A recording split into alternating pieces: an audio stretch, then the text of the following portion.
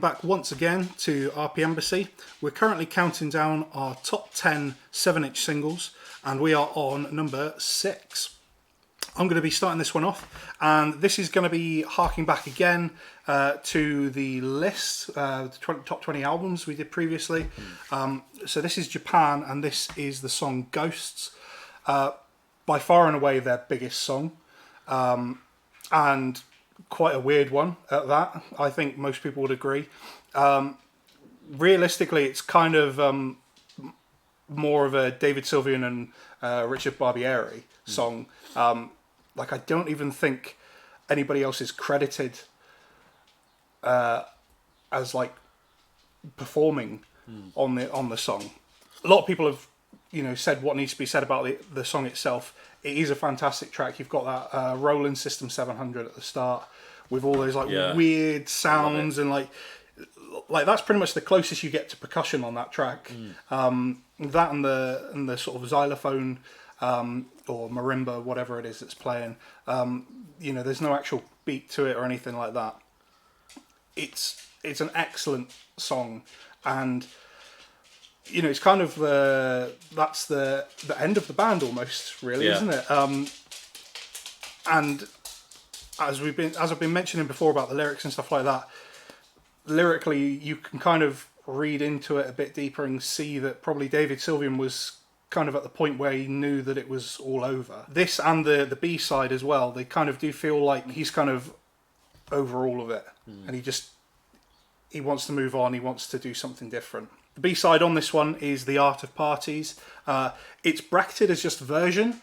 I'm presuming it's live version. It's a really, really good recording of it. The bass on it in particular sounds fantastic. Again, lyrically, like The Art of Parties, and it all kind of ties together into this idea that he was probably kind of pretending to be someone who he wasn't quite happy with, kind of putting on a face for things. Sort of makes it quite a sad pair of songs in a way to sort of, yes, he kind of was able to move on and do other things, and including some things that I'll have later in the list. But for him to kind of almost be stuck in such a rut with where he was kind of creatively, kind of adds a new meaning to these tracks. I'm trying to think, was the last single, he did like I Second That Emotion, but I think it was only him in the video for that as well. Yeah. And if you watched, I chose her album for my top 20, Tin Drum, and I speak about this track as well.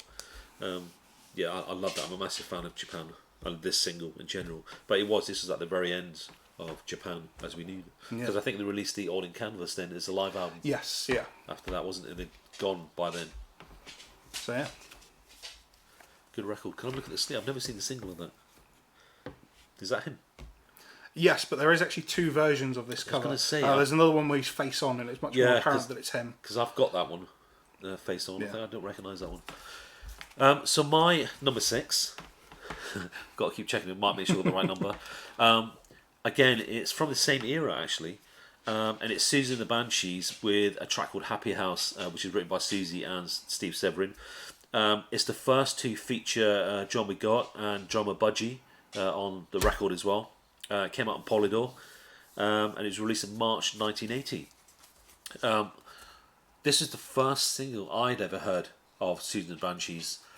And I remember the video, watching the video for this, and this is my all-time favourite Susie and the Banshees album, and it also appeared on the album around about the same time, Kaleidoscope, which is an incredible album as well. But it was the B-side that I really loved, that we used to sing, me and my friends, at 10 years old, was Drop Dead Celebration. I didn't actually know what it meant, but I just liked the lyrics. But Susie and the Banshees, I've been a fan ever since, but this to me was it the best lineup? No, probably not the best lineup. I think the best lineup of Susie and the Banshees was round about Dear Prudence, because they had Robert Smith in the band. But this is like when they started gaining their commercial success, was with this lineup and this track. If you haven't heard this track, if you've not seen the video, have you ever seen the video for this? She's like polka dots. Yes, yeah. In this weird house. But it's great. I just remember seeing it, and that whole goth thing that was going around. I didn't even know what goth was until I saw her.